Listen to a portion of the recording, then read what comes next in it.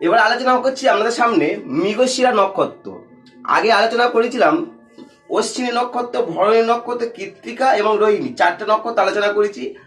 আমার ইউটিউব চ্যানেলে যারা ভিডিও দেখেননি অবশ্যই আমার ইউটিউব চ্যানেলে যান, গিয়ে ভিডিওটা দেখুন। 4টে নক্ষত্র আলোচিত হয়েছে। মানব জীবনে নক্ষত্রের যে প্রভাবগুলো, প্রত্যেকটা নক্ষত্রের একটা কারকতা থাকে, তার নামকরণটা কিভাবে এলো, তার মানে কি সেই নক্ষত্রের গুরুত্বটা কতটা আমাদের মানুষের আমাদের জীবনে, সেইটা নিয়ে আলোচনা করছি এপিসোডের মধ্যে। এই এপিসোডে আজকের আলোচনা হচ্ছে মৃগশিরা নক্ষত্র। মৃগশিরা নক্ষত্র, ঠিক আছে। যদি ভিডিওটা ভালো লাগে অবশ্যই এটা সাবস্ক্রাইব করবেন, কারণ আপনারা যখন সাবস্ক্রাইব করবেন তাহলে আমার ভিডিও করতে আরও বেশি মোটিভেশন হব, ঠিক আছে। সেখানে আমি আরও ভালো কিছু নতুন নতুন তথ্য তুলে দেবো।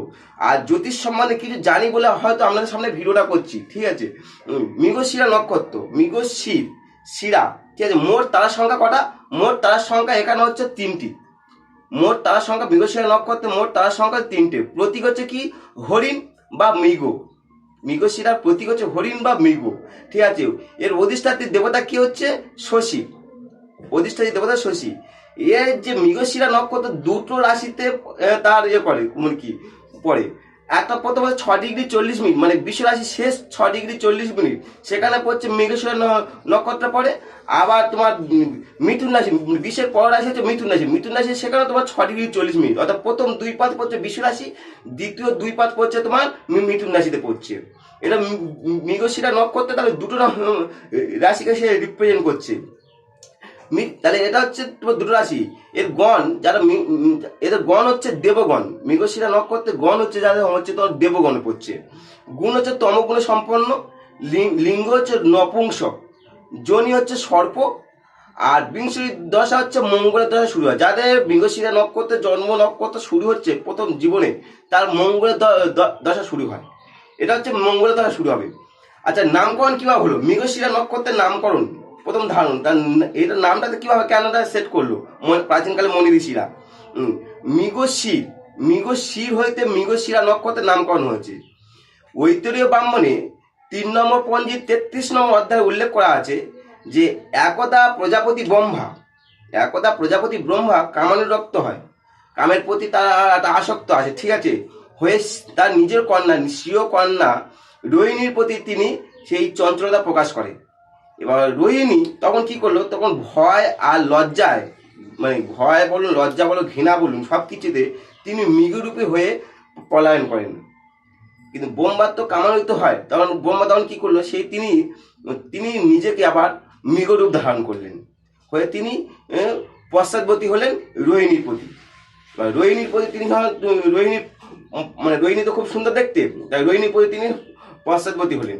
তখন দেবগণ এই যে একটা ঘোরতম অংশ দেখলেন, এই যে একটা মানে বিশাল মানে কি মানে ক্ষয়ক্ষতি হবে এই পরিস্থিতি থেকে, দেবগণ তখন কি হলেন? সবাই মিলে, সমস্ত দেবগণ, সর্বদেব মিলে একটা ঘোরতম অংশ হিসাবে তিনি ভূতবানের সৃষ্টি করলেন। সমস্ত দেবতা মিলে, ঠিক আছে, পৃথিবীর সমস্ত দেবতা মিলে একটা ভূতবানের সৃষ্টি করলেন। এবং সেই ভূতবান মৃগরূপ ব্রহ্মাকে শিরচ্ছেদ করলেন। সেই ভূতবান মৃগরূপ ব্রহ্মাকে শিরচ্ছেদ করলেন, করে গগনমার্কে রাখলেন। এবং গগনমার এই কাহিনী আধার থেকে মৃগশির হতে মৃগশিরা নক্ষত্রের নামকরণ হচ্ছে। মৃগশির থেকে মৃগশিরা নক্ষত্রের নামকরণ হচ্ছে।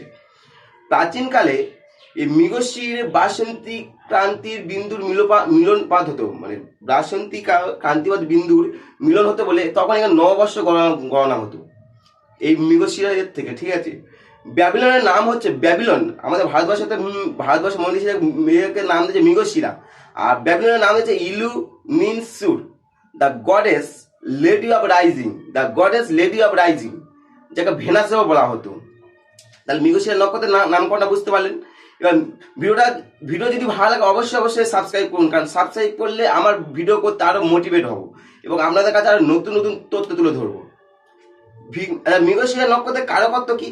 তাহলে তো তার নক্ষত্রের কারকত্ব থাকবে।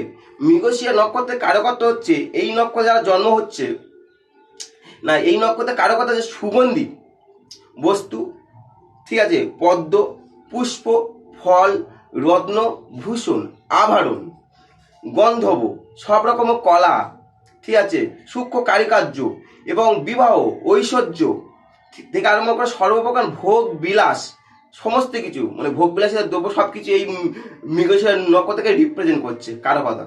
আচ্ছা মৃগশিরা নক্ষত্রে যেহেতু আমি বললাম 6°40' হচ্ছে বৃষ রাশি, 6°40' হচ্ছে তোমার মিথুন রাশি। তাহলে প্রথম বৃষ রাশি যাদের এই মৃগশিরা নক্ষত্র, যাদের বৃষ রাশি মৃগশিরা নক্ষত্রের জন্ম, তারা কেমন হবে, সেই জাতক বা জাতিকা কেমন হতে পারে।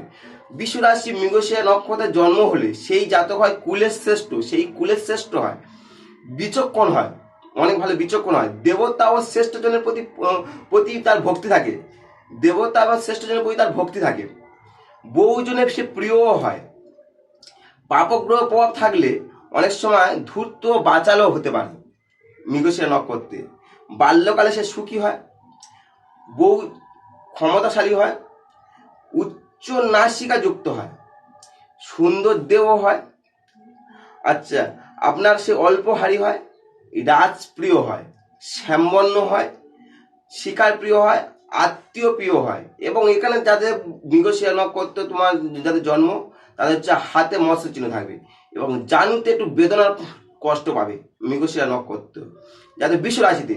আচ্ছা মিথুন রাশি তাহলে কি হবে, মিথুন রাশি মৃগশিরা নক্ষত্র জন্ম হচ্ছে সেই জাতক বা জাতিকা হচ্ছে কি বলুন তো, স্থূল কপাল হয়, স্থূল কপাল, সামর্থ্যবান হয়, স্ত্রী প্রিয় হয়, সুরূপ হয়, স্থিরমতি হয়, সে খুব স্থির হয়, ঠিক আছে, পরস্ত্রী বর্ষ হয়, পরস্ত্রী বর্ষ হয়, একটু তার একটু কৃপণ স্বভাব আসে মিথুন রাশিতে জানা হচ্ছে।